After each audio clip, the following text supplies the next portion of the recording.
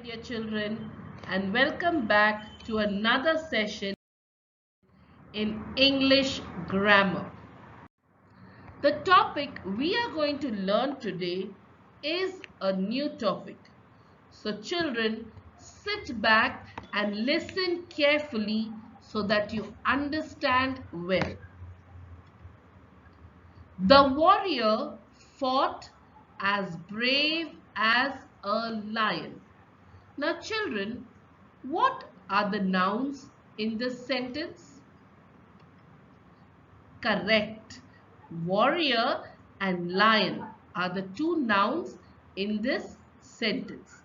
Now if you read the sentence carefully, you will understand that the warrior is compared to a lion. Isn't it, children? Now what quality of the lion is compared with the warrior? The quality of bravery. Now as we all know, a lion is the king of the jungle and he is a very brave animal. So in the same way, they have said that the warrior is also very brave. But how have they put it? They have put it as the warrior fought as brave as a lion. They used a phrase that is as brave as a lion to tell us how brave the warrior was. They have compared two objects having the same quality, that is bravery. Now let us go ahead and see another example. The fruits were as sweet as honey. Now sometimes mommy brings fruits from the market and when you eat it you say, wow, they are so sweet, especially mangoes and bananas. They are our favorite fruits and we enjoy them. So over here, what are they saying? The fruits were as sweet as honey. Now what are the nouns in this sentence, children? Fruits and honey. Now once again, the fruits are compared to honey, isn't it? What quality of the honey is used for the fruits? The sweetness. Correct. And a phrase is used to describe the sweetness of the fruits. What is that? As sweet as honey. Now children, these phrases as brave as a lion, as sweet as honey, come under a figure of speech that is called simile. Now you will wonder, you will say, teacher, what is a figure of speech? Now figure of speech is a part in grammar, just like how we have nouns and verbs, adjectives. Figure of speech is also a part in grammar that helps us to enhance our language. Now as you grow up, children, you will learn many more figures of speech. Today we are only focusing on simile. Now figures of speech, if when you learn them, you can use them in your story writing, in your letter writing, in your compositions to make your written work very interesting. In the sense, if you write a story, if you are going to write a story, you can use this phrase as brave as a lion. Now we are doing rapid reader. We are learning about Oliver Twist.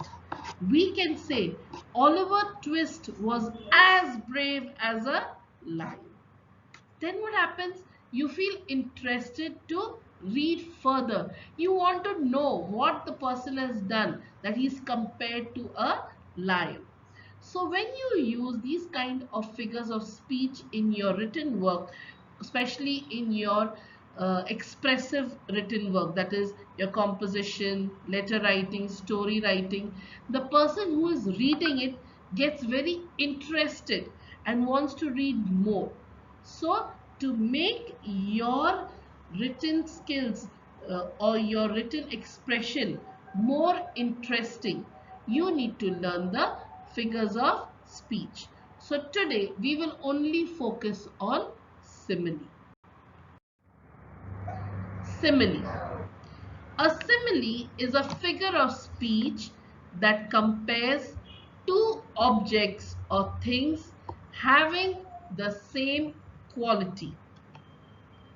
A simile usually is a phrase having words like as or like. For example, your shoes sparkle like diamonds. So what is the simile in this? Sparkle like diamonds. Now we are comparing your shoes. You usually, when you come to school, you polish your shoes and they shine.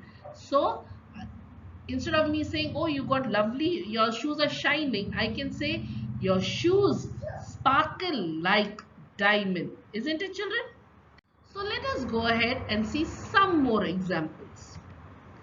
The rabbit was fluffy like a cotton ball. Now, when we went to Kesarbagh, we had seen many birds, chickens, as well as rabbits. And we had asked you to write a report. You wrote a report very plainly. Now, suppose you had to learn about simile that time, you could have written, the rabbits were fluffy like cotton balls, isn't it?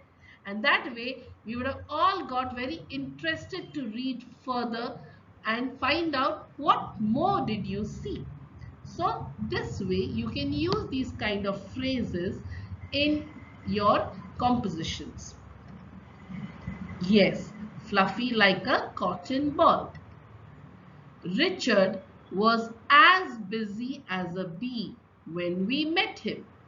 Now, when a person is very busy, especially your mummy or your daddy, when they're busy at the office, they say, "Mala time nauta." I didn't have time. So, mummy can say, I was as busy as a bee today in my office, isn't it? So, you can tell mummy. Mummy, instead of saying, I was busy, say, I was as busy as a bee, because bees are considered to be very busy insects. So here Richard was very busy, and so it is said that he was as busy as a bee. Simi was as hungry as a bear in the lunch break. Now sometimes children, you come back from your tuitions or you come back from your games and you say, oh, I'm feeling very hungry. Instead of saying I'm feeling very hungry, or you can say I am as hungry as a bear. So over here, Simi's hunger is compared to the hunger of a bear.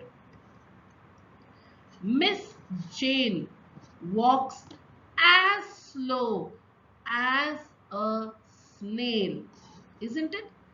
Now we all know that snails move very, very slowly.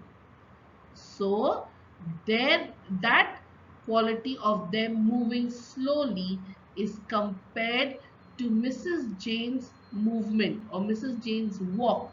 That means she walks very, very slowly. So instead of saying Miss Jane walks very slowly, we can say Miss Jane walks as slow as a snail.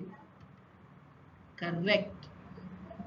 Peter swims like a fish. Now we all know that the fishes are in the water and they swim in the water. But Peter is so good in swimming that it is said that Peter swims like a fish. They have compared him to a fish. That means he is very good at swimming. So now children, I will send you the written work. Please stay home, stay safe, and you can save not only your lives but many other people's lives. Have a good day, children.